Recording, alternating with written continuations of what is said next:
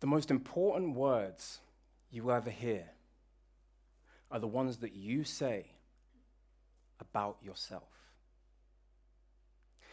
Now, have you ever had a dream, a desire, a goal, or anything you really wanted to be successful at, only to have to contend with this nagging voice in your head that's always trying to talk you out of it? I certainly have. So I spent 20 years as an elite athlete. I became a 2-time British champion. And the most important thing that I learned from elite sport is that not only do you need to train your bodies, you also need to train your minds, and you need to train the way you speak to yourself, especially under pressure. Because when you're standing at the top of a runway, on a start line, or even in front of an audience, the voices in your head aren't just background noise.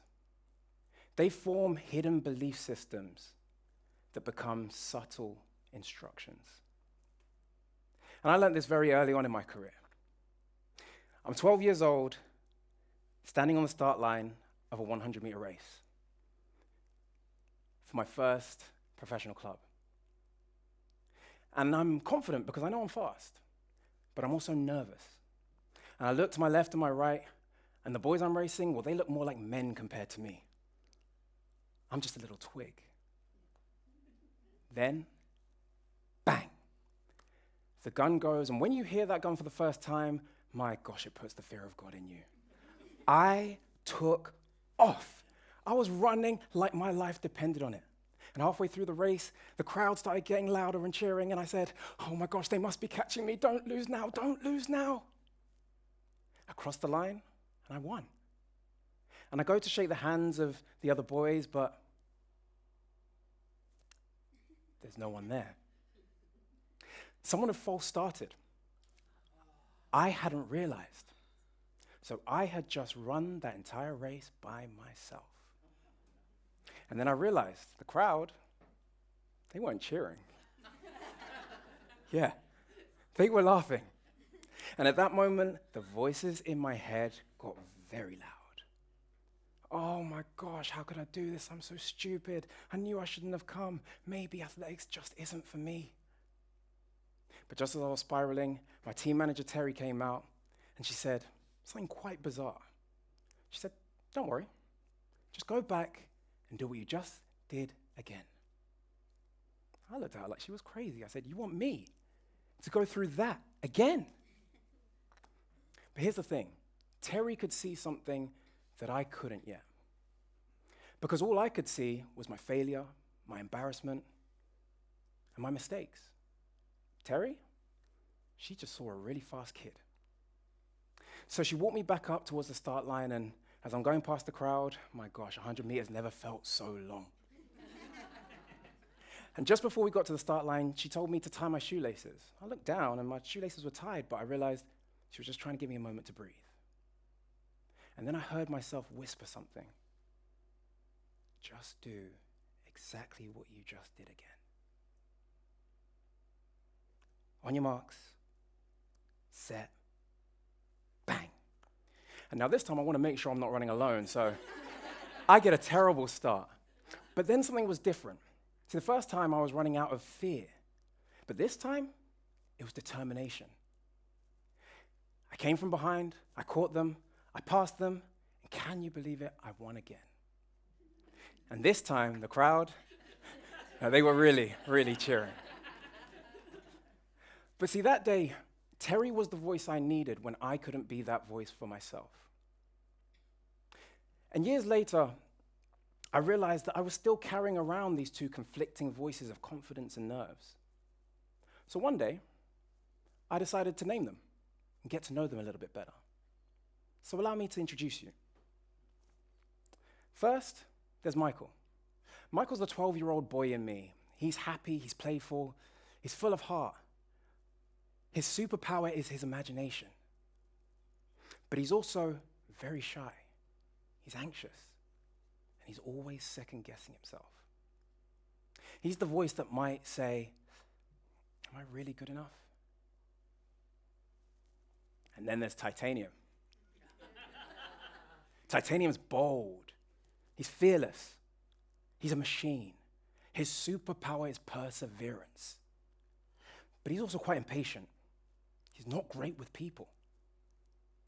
He's the voice that has a zero tolerance for weakness. And those two fought constantly for years because they simply didn't understand each other. Titanium would call Michael weak. Michael would call Titanium a brute. Titanium would say Michael was too sensitive. And Michael would say Titanium was heartless. Ultimately, Michael saw Titanium as a monster, and Titanium saw Michael as a coward. A brutal inner conflict with no winner. But here's the thing. They both thought they were trying to help me by protecting me from each other. And then years later, there was emergence of a third voice. I call him Mike. Now, Mike wasn't loud, he wasn't aggressive, he was calm. And he came in as a mentor-like figure.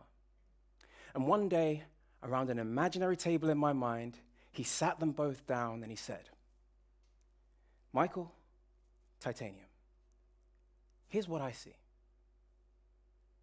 You two think you're enemies, but you're not. You're actually on the same team. You don't need to be the same. You just need to know that you can trust each other. You need to understand that you need each other. And you need to believe that you're better together. See, Mike saw that while Michael was trying to protect my heart, Titanium was trying to protect my self-belief. And now, that didn't change overnight. Where we went from is my confidence used to bulldoze my insecurities, and my insecurities used to undermine my confidence. But we kept practicing consistently, intentionally. And over time, the dialogue started to change. And now, when Michael would say, I'm nervous, Titanium would say, don't worry, you've got this. We're prepared. And Michael would say, you know what, you're right. We can do this. Titanium would smile and say, yes, we can. And we're going to win together. So now, my confidence was holding space for my insecurities. And my insecurities were grounding my confidence. That's when they became the Council of Mikes. And when they work together as a team, that's when I feel simply unstoppable. So here's what I learned. The secret to my success wasn't about getting rid of the tough voice or the scared voice. It was about understanding that while my determination, my perseverance may come from Titanium's voice, the heart of the visions of my life may come from Michael's. And once I understood that, I knew I needed them both.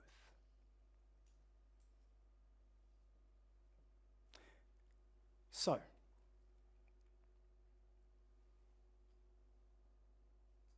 this is why I don't like the question, how do you silence the voices in your head? I think a better question is, how do you get those voices to work together on the same team?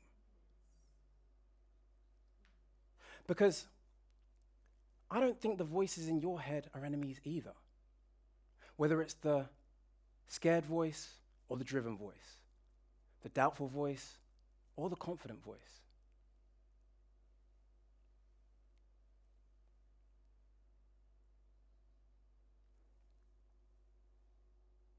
Ultimately, one voice knows that this moment could change your life. And the other knows that that's exactly what might scare you. So,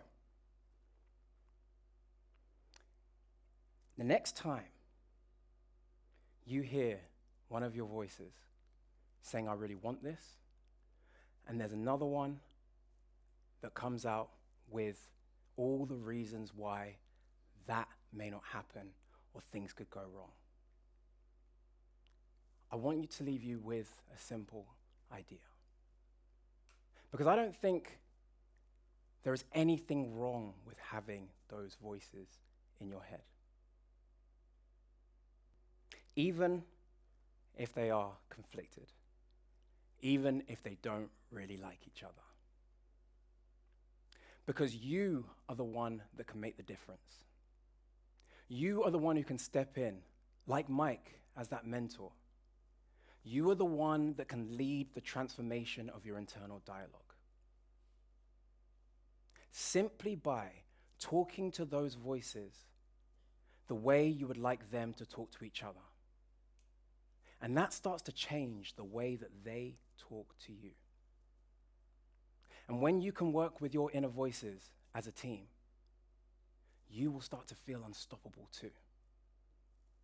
And that's why the most important words you will ever hear are the ones that you say about yourself. Thank you.